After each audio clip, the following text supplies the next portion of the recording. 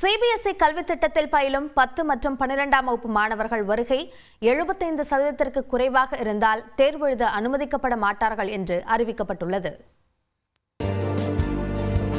தேசிய கல்விக் கொள்கை அம்சங்களின் அடிப்படையில் மத்திய இடைநிலை கல்வி வாரியமான சிபிஎஸ்இ புதிய வழிகாட்டுதல்களை வெளியிட்டுள்ளது. அதன் அடிப்படையில் 10ஆம் வகுப்பு என்பது 9 மற்றும் 10ஆம் வகுப்பு ஆகிய இரண்டுகளையும் உள்ளடக்கிய பாடத்திட்டமாகும். அதேபோல 12ஆம் வகுப்பு என்பது 11 மற்றும் 12ஆம் வகுப்பு ஆகிய 2 ஆண்டுகளை கொண்ட பாடத்திட்டமாக இருக்கும். 10 மற்றும் 12ஆம் வகுப்பு பொதுத் தேர்வு எழுத மாணவர்கள் தகுதி பெற 2 ஆண்டுகளும் கட்டாயம் படித்திருக்க வேண்டும். மாணவர்கள் குறைந்தபட்சம் 75% வருகை பதிவு பெற்றிருப்பது கட்டாயமாகும். சிபிஎஸ்இ வழங்கும் அனைத்து பாடங்களிலும் 2020 தேசிய கல்விக் கொள்கைப்படி உள் மதிப்பீடு இனி கட்டாயமாகிறது. மாணவர்கள் முறையாக பள்ளிக்கு சென்று உரிய வருகை இல்லாவிடில் உள் மதிப்பீட்டிற்கு கருத்தில் கொள்ளப்பட மாட்டார்கள். உள் மதிப்பீட்டில் செயல்திறன் இல்லாத நிலையில் ஒரு மாணவர் தேர்வு எழுதினாலும் முடிவு அறிவிக்கப்படாது. அத்தகைய மாணவர்கள் அத்தியாவசிய மறுபரிசீலனை என்னும் ரிப்பீட் பிரிவில் சேர்க்கப்படுவார்கள். அவர்கள் தனி தேர்வர்களாகவே தேர்வு எழுத முடியும். 10ஆம் வகுப்பில் மாணவர்கள் கட்டாய 5 பாடங்களுடன் கூடுதலாக 2 பாடங்களை படிக்கலாம். அதாவது 9ஆம் வகுப்பில் இருந்து அந்த 2 பாடங்களையும் பயிலலாம். 12ஆம் வகுப்பில் ஒரு கூடுதல் பாடத்தை பயிலலாம். கூடுதல் பாடங்களை பயிலும் மாணவர்கள் 2 ஆண்டுகளுக்கு அந்த கூடுதல் பாடத்தை படிப்பார்கள். சிபிஎஸ்இயிடம் அனுமதி பெறாத கூடுதல் பாடங்களை மாணவர்களுக்கு பள்ளிகள் வழங்கக்கூடாது. குறிப்பிட்ட ஒரு சிபிஎஸ்இ பள்ளியில் தகுதியான ஆசிரியர், ஆய்வகங்கள் இல்லாவிடில் அந்த கூடுதல் பாடங்களை கற்பிக்க முடியாது. ஒரு மாணவர் முந்தைய ஆண்டுகளில் கூடுதல் பாடங்களை பயின்று அத்தியாவசிய மறுபரிசீலனை பிரிவில் இடம் பெற்றிருந்தால் அவர் தனி தேர்வராகவே தேர்வு எழுத முடியும். 2 ஆண்டு கல்வி திட்டத்தை பின்பற்றாத அல்லது போதிய வருகை பதிவேடு இல்லாத தனி தேர்வர்கள் கூடுதல் பாடத்தில் தேர்வு எழுத இயலாது. இந்த புதிய வழிகாட்டுதல்கள் மூலம் பள்ளிக்கு முறையாக வராமல் தேர்வு எழுதும் டம்மி தேர்வர்கள் தவிர்க்கப்படுவார்கள்.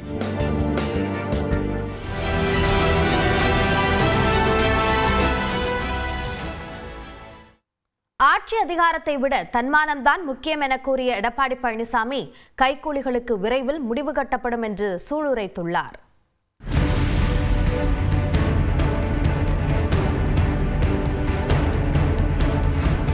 அதிமுகவில் நடக்கும் சலசலப்புக்கு மத்தியில் அக்கட்சியின் பொதுச் செயலாளர் எடப்பாடி பழனிசாமி இன்று டெல்லியில் மத்திய உள்துறை அமைச்சர் அமித்ஷாவை சந்திக்க இருப்பதாக தகவல் வெளியாகியுள்ளது. இந்த நிலையில் அதிமுக ஆட்சியை சிலர் கவிழ்க்க முயன்றதாகவும் அவர்களிடம் இருந்து ஆட்சியை காப்பாற்றி கொடுத்த மத்திய அரசுக்கு நன்றியோடு இருப்பதாகவும் எடப்பாடி பழனிசாமி பேசியிருப்பது கவனம் பெற்றுள்ளது. தமிழ்நாடு முன்னாள் முதலமைச்சர் அண்ணாவின் பிறந்த நாளை முன்னிட்டு சென்னை வடபழனியில் அதிமுக சார்பில் பொதுக்கூட்டம் நடைபெற்றது.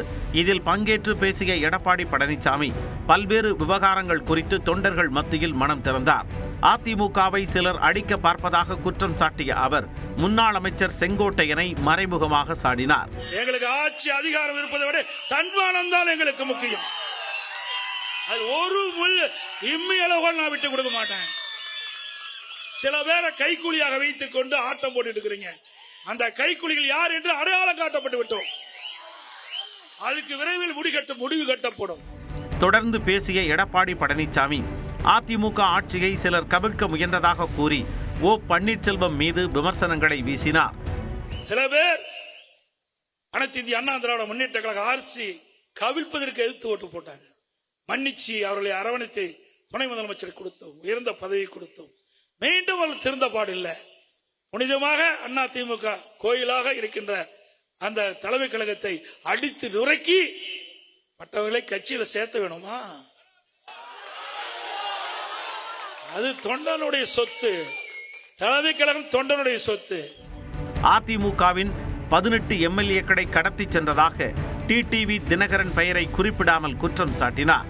இன்னொருவர் நம்முடைய அனைத்து இந்திய அண்ணா திராவிட முன்னேற்ற கழக ஆட்சி கவிழ்ப்பதற்கு 18 பேரை கடத்திட்டு போனீங்க எம்எல்ஏ. அவர்கள் கட்சியில சேர்க்கு இதெல்லாம் யார் ஏற்றுக்கொள்வது? நான் தொண்டனாக இருந்து உயர்ந்திருக்கிறேன். எனக்கு உறுதியான எண்ணம் உண்டு, உறுதியான மனநிலை உண்டு. எதற்கும் அஞ்சாத நாட்டு. யாரையும் என்னை மிரட்டியும் பார்க்க முடியாது, பண்ண முடியாது. கட்சிக்கு துரோகம் செய்பவர்களை இறைவன் மன்னிக்க மாட்டார் எனவும் எடப்பாடி பழனிசாமி கூறினார். சில பேர் அதிமுகவை அடமான வைக்க பார்க்கிறார்கள். அதிலிருந்து அதிமுகவை காப்பாற்ற அத்தனை பேரும் நாம் துணிந்து நிற்க வேண்டும். நிற்பீங்களா? இப்பொழுதும் சொல்லுகின்றேன், அனைத்து இந்திய அண்ணா திராவிட முன்னேற்ற கழகத்திற்கு எவர் ஒருவர் துரோகம் செஞ்சாலும் அவர் நடு ரோட்டிலே நிற்பார், விலாசம் இல்லாமல் போய்விடுவார். இதனிடையே பாஜகவுடன் நெருக்கமாக இருப்பதற்கான காரணத்தையும் எடப்பாடி பழனிசாமி வெளிப்படுத்தினார். இதுவரை கடந்த காலத்திலும் சரி, அனைத்து இந்திய அண்ணா திராவிட முன்னேற்ற கழக ஆட்சி செய்கின்ற பொழுதும் சரி, இப்பொழுதும் சரி, மத்தியிலே இருக்கின்றவர்கள் யாரும் நமக்கு எந்த அச்சுறுத்தலும் கொடுக்கலை.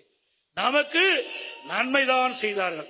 புரட்சி தலைவி அம்மா மறைவுக்கு பிறகு சில பேர் அந்த கட்சியை கபலீகரம் பண்ண பார்த்தார்கள், ஆட்சி கவிழ்க்க பார்த்தார்கள்.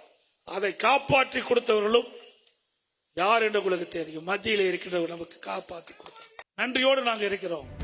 வானிலை எச்சரிக்கை காரணமாகவே தர்மபுரி சுற்றுப்பயண தேதி மாற்றப்பட்டதாக கூறிய எடப்பாடி பழனிசாமி டெல்லி பயணத்திற்கும் அதற்கும் சம்பந்தமில்லை என விளக்கமளித்தார்.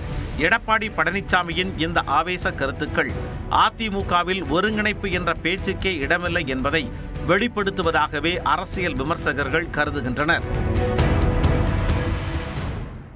ஒரு நிமிட செய்திகளை பார்க்கலாம். ஆன்லைனில் ரயில் டிக்கெட் முன்பதிவு செய்ய முதல் 15 நிமிடங்களுக்கு ஆதார் சரிபார்ப்பு கட்டாயம் என்ற புதிய விதிமுறை வரும் அக்டோபர் 1ஆம் தேதி முதல் அமலுக்கு வருகிறது. டிக்கெட் முன்பதிவு செய்வதற்கான விதிகளை ரயில்வே நிர்வாகம் மாற்றி அமைத்துள்ளது. புதிய விதிமுறைகளின்படி டிக்கெட் முன்பதிவு தொடங்கிய முதல் 15 நிமிடங்களுக்கு ஆதார் சரிபார்ப்பு கட்டாயமாக்கப்பட்டுள்ளது.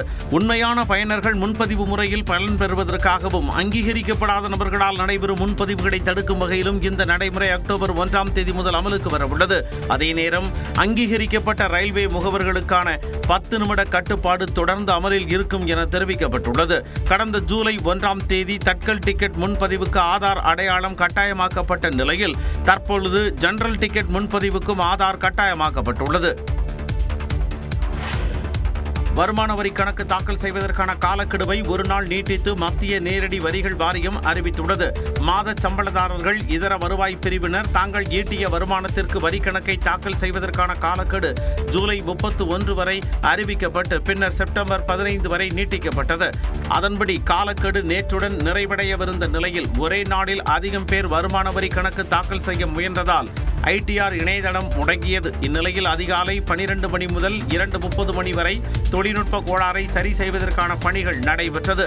இதைத் தொடர்ந்து வருமான வரி கணக்கு தாக்கல் செய்வதற்கான காலக்கெடுவை இன்று ஒரு நாள் நீட்டித்து மத்திய நேரடி வரிகள் வாரியம் அறிவித்துள்ளது. நாளை முதல் வருமான வரி கணக்கு தாக்கல் செய்வோருக்கு ஆண்டு வருமானத்திற்கு ஏற்றபடி அபராதம் வசூலிக்கப்படும் என்பது குறிப்பிடத்தக்கது. வாக்காளர்கள் ஆதார் அட்டையை வாக்களிப்பதற்கான ஆவணமாக பயன்படுத்தலாம் என உச்சநீதிமன்றம் தெரிவித்துள்ளது. பீகாரில் தேர்தல் ஆணையம் மேற்கொண்ட சிறப்பு தீவிர திருத்தப் பணிகளை எதிர்த்து தொடரப்பட்ட மனுக்கள் நீதிபதிகள் சூரியகாந்த் மற்றும் ஜாய்மால்யா பாக்ஷி ஆகியோர் அடங்கிய அமர்வில் விசாரணைக்கு வந்தது. அப்போது வாக்காளர் சரிபார்ப்பு பணிகளுக்காக பட்டியலிடப்பட்ட 11 ஆவணங்களை தாண்டி ஆதார் தேவையற்றது என தேர்தல் ஆணையம் தரப்பில் அறிக்கை தாக்கல் செய்யப்பட்டது. இதனை ஏற்க மறுத்த நீதிபதிகள் மக்கள் பிரதிநிதித்துவ சட்டம் 1950 கீழ் ஆதாரை வாக்காளர் அடையாள ஆவணமாக பயன்படுத்த அரசியலமைப்பு அனுமதிப்பதாக தெரிவித்தனர். அப்போது மனுதாரர் தரப்பில் ஆஜரான வழக்கறிஞர் அஸ்வினிகுமார் உபாத்யாய் ஆதாரை வாக்காளர் அடையாளத்தின் 12வது ஆவணமாக அறிவித்ததை உச்சநீதிமன்றம் பரிசீலிக்க வேண்டும் என்றும் நாட்டில் யார் வேண்டுமென்றாலும் எளிதில் ஆதார் அட்டை பெற முடியும் எனவும் வாதிட்டார். இதை ஏற்க மறுத்த நீதிபதிகள் சிறப்பு தீவிர திருத்த பணிகளை தேர்தல் ஆணையம் சட்டப்பூர்வமாகவும் மற்றும் உரிய விதிகளை பின்பற்றியும் மேற்கொள்ளும் என நம்புவதாகவும், அதே நேரம் இந்த விவகாரத்தில் வழங்கப்படும் இறுதி தீர்ப்பு நாடு தழுவிய அளவில் அனைத்து சிறப்பு தீவிர திருத்த நடவடிக்கைகளுக்கும் பொருந்தும் என்றும் தெரிவித்தனர். ஆனா எங்களுடைய அடிப்படைய பதவி அல்ல, பொறுப்பு தான். அதிகாரம் என்பது சாமானியனுக்காக போராடுவது. அரசியல் அதிகாரம் எதற்கு என முதலமைச்சர் மு.க.ஸ்டாலின் அளித்த விளக்கமே இது. சென்னையில் அன்பு கரங்கள் திட்டத்தை தொடங்கி வைத்து பேசிய முதலமைச்சர், பதவி மோகத்தில் தேர்தலுக்கு தயாராகுவோம் என சிலர் நினைக்கின்றனர் என்றார். அரசியல்னா பல என்ன நினைக்கிறாங்கன்னா, ஏதோ ஆட்சி பொறுப்புக்கு வந்தோம், பொறுப்பை மறந்து பதவி மோகத்துல இருந்தோம், சில கவர்ச்சி திட்டங்களை செஞ்சோம், மறுபடியும் பதவி மோகத்தோட தேர்தலுக்கு தயாராகும்னு சிலர் நினைக்கிறாங்க. கடைக்கோடி மனிதனுக்கும் என்ன தேவை என அறிந்து பார்த்து பார்த்து செய்ய முடிவதாகவும் முதலமைச்சர் தெரிவித்தார். சென்னை மாநகர் மற்றும் புறநகர் பகுதிகளில் அதிகாலை இடி மின்னலுடன் கனமழை வெளுத்து வாங்கியது. சென்னையில் கோடம்பாக்கம், வடபழனி, கோயம்பேடு, விருகம்பாக்கம், மயிலாப்பூர், ஆழ்வார்பேட்டை உள்ளிட்ட பகுதிகளில் கனமழை கொட்டித் தீர்த்தது.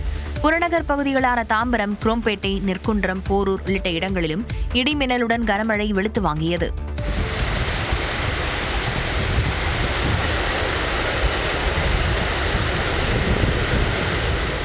வேலூர் மாவட்டத்தில் இடி மின்னலுடன் கனமழை பெய்தது. காட்பாடி, சத்துவாச்சாரி, பொன்னை, வேலப்பாடி உள்ளிட்ட பல்வேறு பகுதிகளில் இரவு முழுவதும் பெய்த மழையால் குளுமையான சூழல் நிலவியது.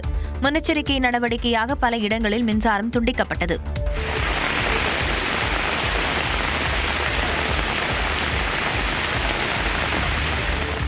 அதேபோல காஞ்சிபுரம் மாவட்டத்தில் ஓரிக்கை, செவிலிமேடு, சின்ன காஞ்சிபுரம், பெரிய காஞ்சிபுரம், ஒளிமுகமதுப்பேட்டை உள்ளிட்ட பல்வேறு பகுதிகளில் 2 மணி நேரத்திற்கு மேலாக கனமழை பெய்தது.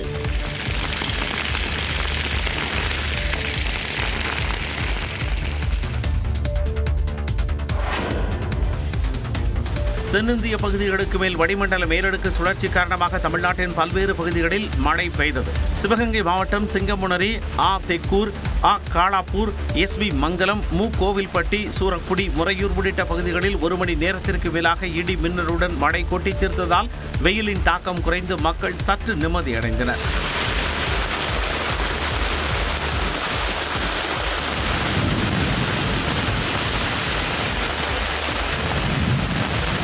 அதேபோல் மதுரை மாநகர் பகுதிகளான கோரிப்பாளையம், சிம்மக்கல், பெரியார் பேருந்து நிலையம், அண்ணா நகர், முனிச்சாலை, தெற்கு வாசல் உள்ளிட்ட பகுதிகளில் மழை கொட்டி தீர்த்தது.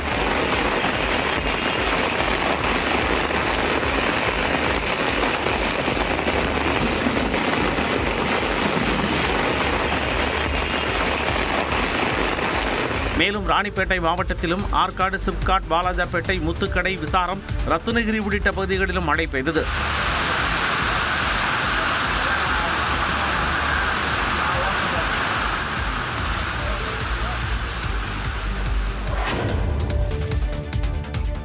தமிழ்நாட்டில் 7 மாவட்டங்களில் இன்று கனமழைக்கு வாய்ப்பு இருப்பதாக வானிலை ஆய்வு மையம் தெரிவித்துள்ளது. இது தொடர்பாக சென்னை வானிலை ஆய்வு மையம் வெளியிட்டுள்ள அறிக்கையில் தென்னிந்திய பகுதிகளுக்கு மேல் வளிமண்டல மேலடுக்கு சுழற்சியும் அதேபோல் தென்கிழக்கு வங்கக்கடல் பகுதியில் வளிமண்டல கீழடுக்கு சுழற்சியும் நிலவுவதாக தெரிவித்துள்ளது. இதன் காரணமாக ஈரோடு, கிருஷ்ணகிரி, தருமபுரி, திருப்பத்தூர், சேலம், வேலூர், திருவண்ணாமலை மாவட்டங்களில் இன்று கனமழைக்கு வாய்ப்பு இருப்பதாக வானிலை ஆய்வு மையம் கணித்துள்ளது. இதன் தொடர்ச்சியாக செங்கல்பட்டு, காஞ்சிபுரம், தேனி, திருச்சி, திண்டுக்கல், தஞ்சாவூர், புதுக்கோட்டை உட்பட 21 மாவட்டங்களில் நாளை கனமழை பெய்ய வாய்ப்பு உள்ளதாக தெரிவிக்கப்பட்டுள்ளது. சென்னையை பொறுத்தவரை வானம் மேகமூட்டத்துடன் காணப்படும் என்றும் நகரின் ஒரு சில பகுதிகளில் லேசான மழை பெய்ய வாய்ப்புள்ளதாகவும் வானிலை ஆய்வு மையம் கூறியுள்ளது. பாமக தலைவர் அன்புமணியின் பதவிக்காலத்தை நீட்டித்து நிறைவேற்றப்பட்ட தீர்மானத்தை தேர்தல் ஆணையம் ஏற்றுக்கொண்டுள்ளதாக அன்புமணி தரப்பு வழக்கறிஞர் கே. பாலு தெரிவித்துள்ளார். பாமகவில் ராமதாஸ் மற்றும் அன்புமணி இடையே மோதல் போக்கு நிலவி வரும் நிலையில் அன்புமணி தலைமையில் கடந்த மாதம் 9ஆம் தேதி மாமல்லபுரத்தில் பொதுக்குழு கூட்டம் நடைபெற்றது. இதில் தலைவர் அன்புமணியின் பதவிக்காலத்தை மேலும் ஓராண்டுக்கு நீட்டித்து தீர்மானம் நிறைவேற்றப்பட்டு தேர்தல் ஆணையத்திற்கு அனுப்பப்பட்டது. அதை ஏற்றுக்கொண்டதாக வழக்கறிஞர் பாலு தெரிவித்தார். தேர்தல் ஆணையம் அன்புமணி ராமதாஸ் அவருடைய பதவி காலத்தை ஆகஸ்ட் 2026 1ஆம் தேதி வரை நீட்டித்து அதற்கான அங்கீகாரத்தை வழங்கியிருக்கிறார்கள். மருத்துவர் அன்புமணி ராமதாஸ் அவர்களை தலைவராக ஏற்றுக்கொண்டிருக்கக்கூடியவர்கள் மட்டும்தான் பாட்டாளி மக்கள் கட்சியினுடைய கொடி பயன்படுத்த முடியும். இந்நிலையில் பாமக தலைவராக அன்புமணியை தேர்தல் ஆணையம் அங்கீகரிக்கவில்லை என சேலம் மேற்கு தொகுதி பாமக எம்எல்ஏவும் ராமதாஸ் தரப்பைச் சேர்ந்தவருமான அருள் விளக்கமளித்துள்ளார். அன்புமணி அவர்கள் தலைவர் என்று எங்கேயும் குறிப்பிடப்படவில்லை. பாட்டாளி மக்கள் கட்சிக்கு மாம்பழ சின்னம், அது எந்த மாற்று கருத்து இல்லை. அந்த மாம்பழ சின்னம் இருக்கிற கட்சியை தோற்றுவித்தவர் மருத்துவர் ஐயா அவர்கள். தொடர்ந்து பேசிய அருள், பாமகவை அபகரிக்கும் நோக்கோடு அதன் தலைமை நிலைய முகவரி மாற்றப்பட்டுள்ளதாகவும் குற்றம் சாட்டினார். காங்கிரசும் ராஷ்டிரிய ஜனதா தளமும் தங்களது குடும்ப நலன் குறித்து சிந்திப்பதாக பிரதமர் மோடி குற்றம் சாட்டியுள்ளார். பீகாரில் விரைவில் சட்டப்பேரவை தேர்தல் நடைபெறவிருக்கும் நிலையில் அங்கு சென்ற பிரதமர் மோடி புண்ணியா விமான நிலையத்தில் கட்டப்பட்டுள்ள புதிய கட்டிடத்தை திறந்து வைத்தார். மேலும் 36,000 கோடி மதிப்பிலான திட்டங்களை தொடங்கி வைத்தும் சில புதிய திட்டங்களுக்கு அடிக்கலும் நாட்டினார்.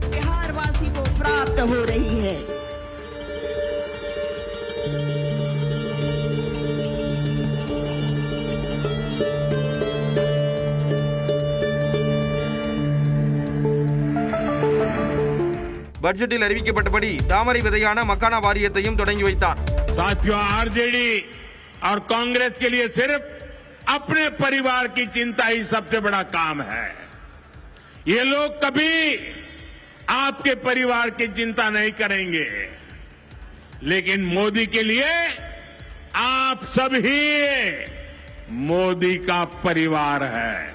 நவராத்திரி, தீபாவளி உள்ளிட்ட பண்டிகைகள் வரும் நிலையில் ஜிஎஸ்டி வரி சீர்திருத்தம் என்ற அன்பளிப்பை மக்களுக்கு வழங்கியுள்ளதாக பிரதமர் பெருமிதம் தெரிவித்தார். இந்த விழாவில் பீகார் முதலமைச்சர் நிதிஷ்குமாரும் பங்கேற்றார்.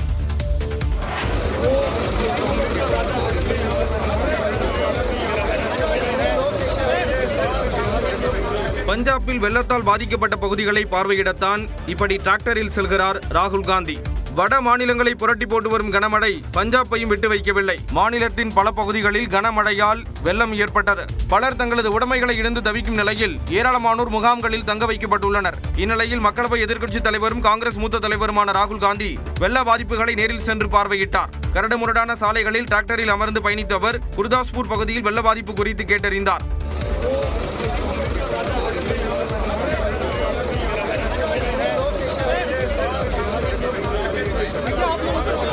விவசாய பகுதிகள் கடுமையாக பாதிக்கப்பட்டுள்ள நிலையில் அது குறித்து ராகுல் காந்தி ஆய்வு மேற்கொண்டார்.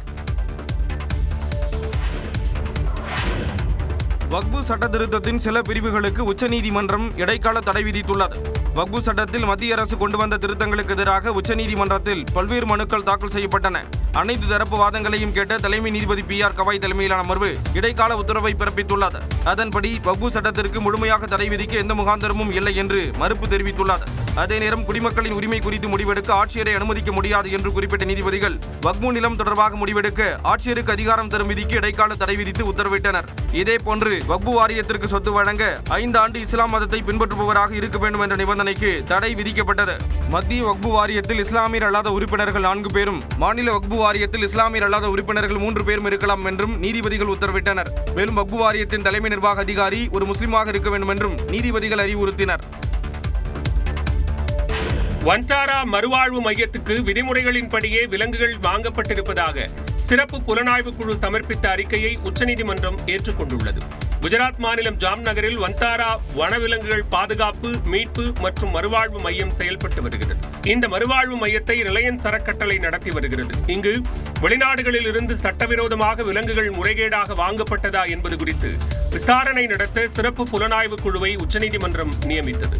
இதனைத் தொடர்ந்து ஆய்வு செய்த சிறப்பு புலனாய்வு குழு தனது அறிக்கையை நீதிபதிகள் பங்கஜ் மிட்டல் மற்றும் PJ வரலே அமர்வில் சமர்ப்பித்தது. அதில் யானை உள்ளிட்ட விலங்குகள் வாங்கப்பட்டதில் விதிமீறல் ஏதும் இல்லை என சிறப்பு புலனாய்வு குழு தெரிவித்தது. அப்போது வன்டாரா மையம் சார்பில் ஆஜரான வழக்கறிஞர் வன்டாரா மையத்துக்கு புலனாய்வு குழு வந்தபோது விலங்குகள் எவ்வாறு பராமரிக்கப்படுகின்றன என்பது உள்ளிட்ட அனைத்தும் காண்பிக்கப்பட்டதாக கூறினார்.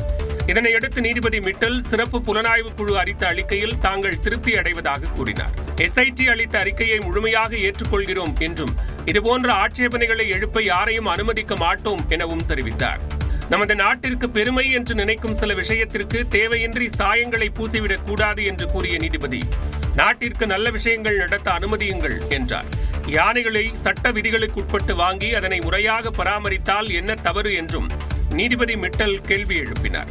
சிறப்பு புலனாய்வு குழுவை பாராட்டியதுடன் அவர்களுக்கு கௌரவ ஊதியம் வழங்கலாம் என்றும் நீதிபதி தெரிவித்தார்.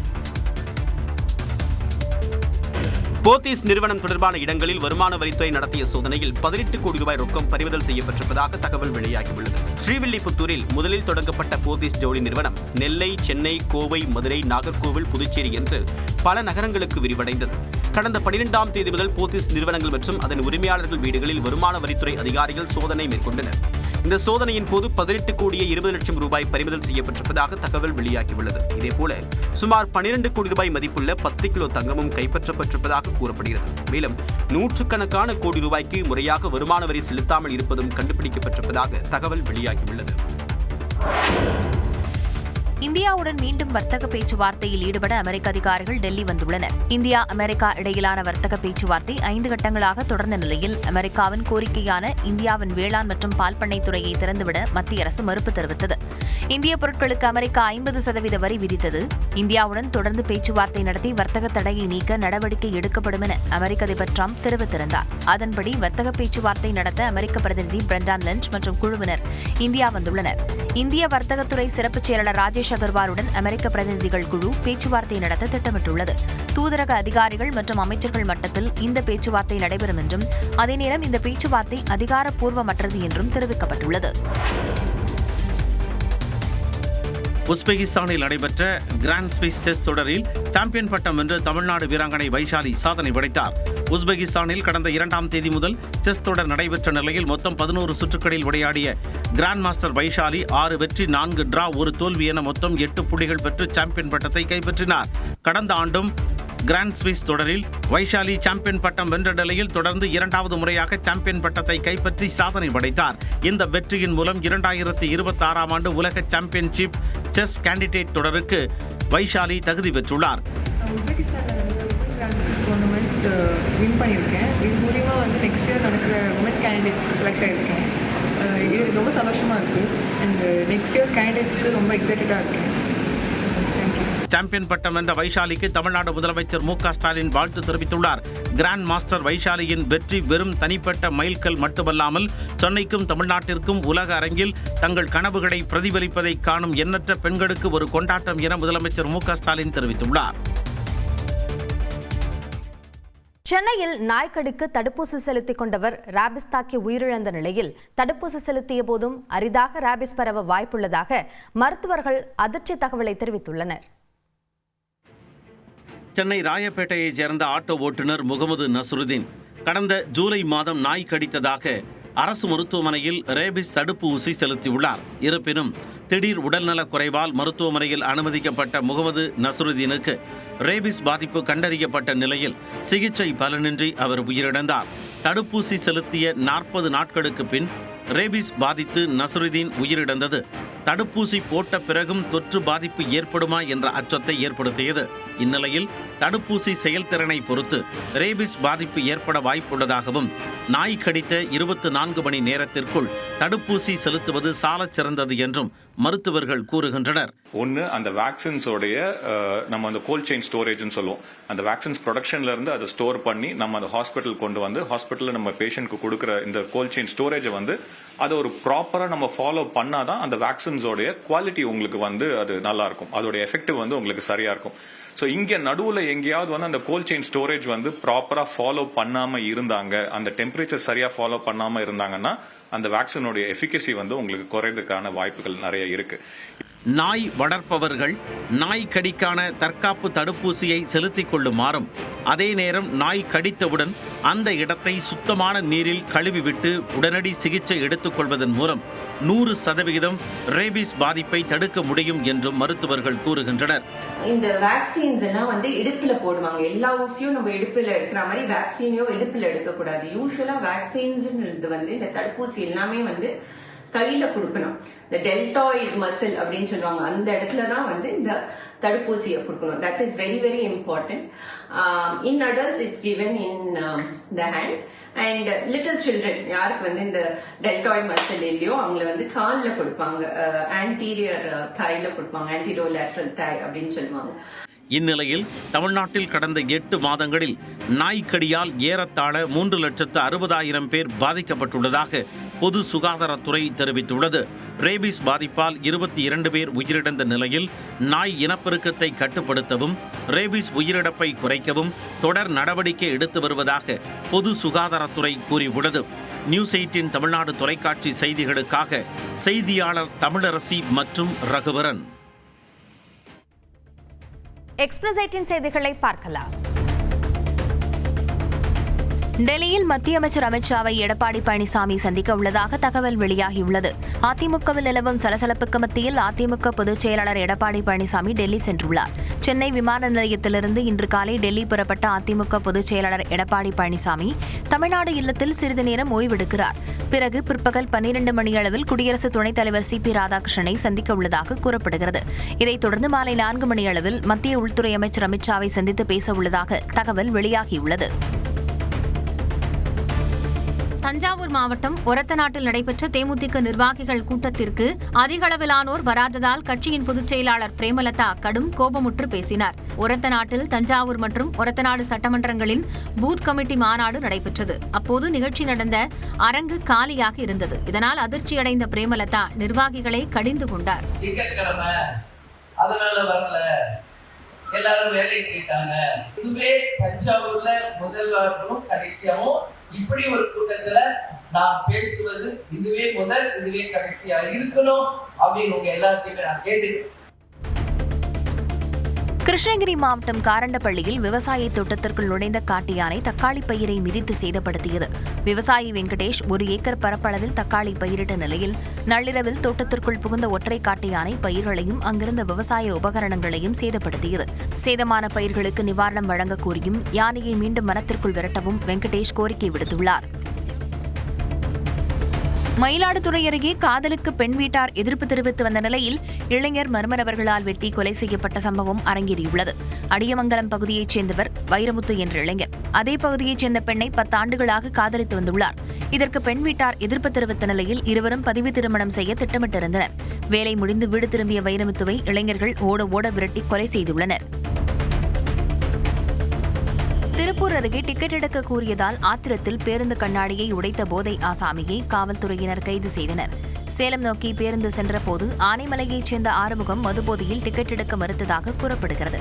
வாக்குவாதம் கைகலப்பாக மாறிய நிலையில் பேருந்து கண்ணாடியை உடைத்த ஆறுமுகம் நடத்துனருக்கு மிரட்டல் விடுத்ததாக கூறப்படுகிறது. இது தொடர்பாக நடத்துனர் அளித்த புகாரில் ஆறுமுகத்தை காவல்துறையினர் கைது செய்தனர். சாலை சீரமைப்பு உள்ளிட்ட கோரிக்கைகளை வலியுறுத்தி திருவாரூர் அருகே முள்ளூரில் உயிருடன் இருப்பவரை பாடையில் வைத்து ஊர்வலம் நடத்தி மார்க்சிஸ்ட் கம்யூனிஸ்ட் கட்சியினர் நூதன போராட்டம் நடத்தினர்.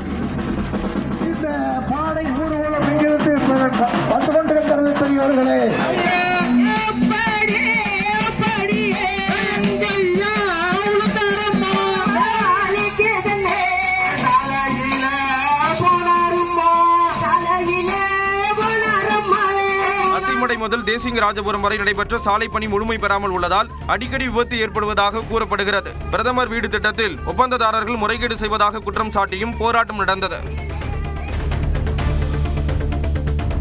விழுப்புரம் மாவட்டம் திண்டிவனம் அருகே பட்டப்பகலில் வீட்டிற்குள் நுழைந்து 15 சவரன் நகை 20,000 ரூபாய் ரொக்கம் கொள்ளையடிக்கப்பட்டுள்ளது. கோபாலபுரத்தைச் சேர்ந்த ஜெய்சங்கர், அவரது மனைவி வனஜா, மகள் கீர்த்திகா ஆகியோர் வெளியே சென்றிருந்ததாக கூறப்படுகிறது. அந்த நேரத்தில் வீட்டின் பின்புற கதவின் பூட்டை உடைத்து உள்ளே நுழைந்த நபர்கள் பீரோவில் இருந்த நகை மற்றும் பணத்தை திருடிச் சென்றுள்ளனர். இது தொடர்பாக காவல் நிலையத்தில் புகார் அளிக்கப்பட்ட நிலையில் விசாரணை நடைபெறுகிறது. பெரம்பலூர் அருகே குடும்ப வறுமையில் 8 மாத கைக்குழந்தையுடன் பெண் தற்கொலை செய்து கொண்ட சம்பவம் அதிர்ச்சியை ஏற்படுத்தியிருக்கிறது. தெரணி கிராமத்தைச் சேர்ந்த நீலகண்டன் உடல்நலப் பிரச்சினை காரணமாக தற்கொலை செய்து கொண்ட நிலையில் கணவரை இழந்த கவிதா 8 மாத கைக்குழந்தையுடன் தனியாக வசித்து வந்தார். இருப்பினும் குடும்ப வறுமையை சமாளிக்க முடியாததால் குழந்தை மற்றும் தனது உடலில் மண்ணெண்ணெய் ஊற்றி கவிதா தற்கொலை செய்து கொண்டார்.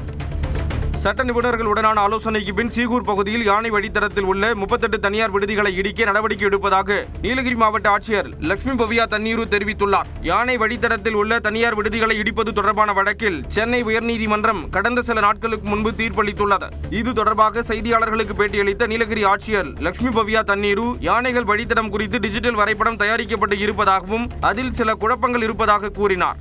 இப்போ எலிஃபென்ட் காரிடார், செகூர் எலிஃபென்ட் காரிடார் மேலே நமக்கு இப்போ ஆர்டர் வந்துருச்சு. Court orders has been received. அதில் வந்து what ever directions R given will be trying to follow up.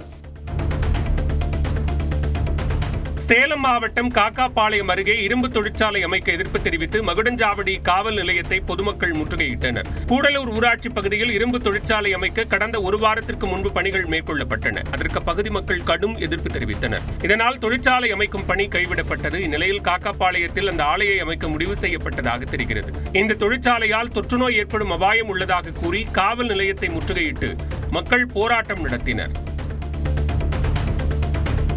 Kovai மாவட்டம் இருகூர் அருகே தண்டவாளத்தில் 1.5 மாத ஆண் குழந்தை இறந்த நிலையில் கிடந்தது குறித்து காவல்துறையினர் விசாரணை நடத்தி வருகின்றனர். ராவுத்தூர் தரைப்பாலம் அருகே தண்டவாளத்தில் ஆண் குழந்தை உடல் சிதைந்த நிலையில் கிடந்துள்ளது. இது தொடர்பாக பொதுமக்கள் அளித்த தகவலின் பேரில் வந்து உடலை மீட்ட காவல்துறையினர் 2 தனிப்படைகளை அமைத்து விசாரணை நடத்தி வருகின்றனர். மதுரை ஆதீனத்திற்கு எதிராக காவல்துறை கடும் நடவடிக்கைகள் எதுவும் எடுக்கக்கூடாது என்ற இடைக்கால உத்தரவை அடுத்த மாதம் 27ஆம் தேதி வரை நீட்டித்து சென்னை உயர்நீதிமன்றம் உத்தரவிட்டுள்ளது. இரு பிரிவினரிடையே மோதலை உருவாக்கும் வகையில் பேசியதாக மதுரை ஆதீனம் மீது பதியப்பட்ட வழக்கை ரத்து செய்ய கோரி சென்னை உயர்நீதிமன்றத்தில் வழக்கு தொடுக்கப்பட்டது. இந்த மனு நீதிபதி சதீஷ்குமார் அமர்வில் மீண்டும் விசாரணைக்கு வந்தது. அப்போது வழக்கின் நிலை குறித்து காவல்துறை பதில் மனு தாக்கல் செய்ய உத்தரவிட்ட நீதிபதி விசாரணையை அடுத்த மாதம் 27ஆம் தேதிக்கு ஒத்திவைத்தார். அதுவரை ஏற்கனவே பிறப்பிக்கப்பட்ட இடைக்கால உத்தரவு தொடரும் என்றும் தெரிவித்தார். குண்டர் தடுப்புச் சட்டத்தின் கீழ் கைது செய்யப்பட்டுள்ள புரட்சி தமிழகம் கட்சித் தலைவர் ஏர்போர்ட் மூர்த்தியின் ஜாமீன் மனுவை சென்னை முதன்மை அமர்வு நீதிமன்றம் தள்ளுபடி செய்தது. சென்னை டிஜிபி அலுவலகம் எதிரே விசிக நிர்வாகிகளை தாக்கியதாக ஏர்போர்ட் மூர்த்தி கைதானார். பின்னர் அவர் மீது குண்டர் சட்டம் பாய்ந்தது. இந்நிலையில் ஜாமீன் கோரி சென்னை முதன்மை அமர்வு நீதிமன்றத்தில் ஏர்போர்ட் மூர்த்தி மனு தாக்கல் செய்திருந்தார்.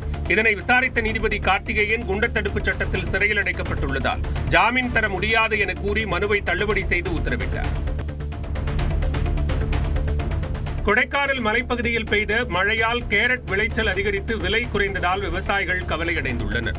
பள்ளங்கி, வில்பட்டி, அட்டுவம்பட்டி, செண்பகனூர், பூம்பாறை உள்ளிட்ட பகுதிகளில் கடந்த 3 மாதங்களுக்கு முன்பு பயிரிடப்பட்டிருந்த கேரட் தற்போது நன்கு விளைச்சல் கண்டுள்ளது. இதனால் கடந்த 3 மாதங்களுக்கு முன்பு 1 கிலோ 30 முதல் 35 ரூபாயாக இருந்த கேரட் விலை தற்போது 20 முதல் 25 ரூபாய் வரையில் விலை குறைந்துள்ளது. இதனால் எடுப்பு கூலி கூட கிடைக்காத நிலை உள்ளதாக வருத்தம் தெரிவிக்கும் விவசாயிகள் கேரட்டிற்கு உரிய விலையை நிர்ணயம் செய்ய வேண்டும் என்று கோரிக்கை விடுக்கின்றனர். சென்னையில் இருந்து திருச்செந்தூர் சென்ற தனியார் ஆம்னி பேருந்தில் 52 சவரன் தங்க நகைகளை திருடியதாக நடத்துனர் கைது செய்யப்பட்டார். காயல்பட்டினத்தைச் சேர்ந்த தங்க நகை வியாபாரியான அபுதாகிர் கடந்த 10ஆம் தேதி சென்னையில் இருந்து தனியார் ஆம்னி பேருந்தில் திருச்செந்தூர் சென்றார். அப்போது அவரிடம் இருந்து 52 சவரன் நகைகள் திருடு போனது.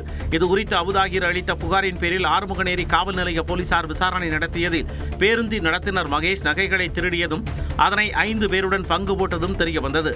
இதையடுத்து நடத்துனர் மகேஷை கைது செய்த காவலர்கள் தலைமறைவாக உள்ளிட்ட 5 பேரை தேடி வருகின்றனர்.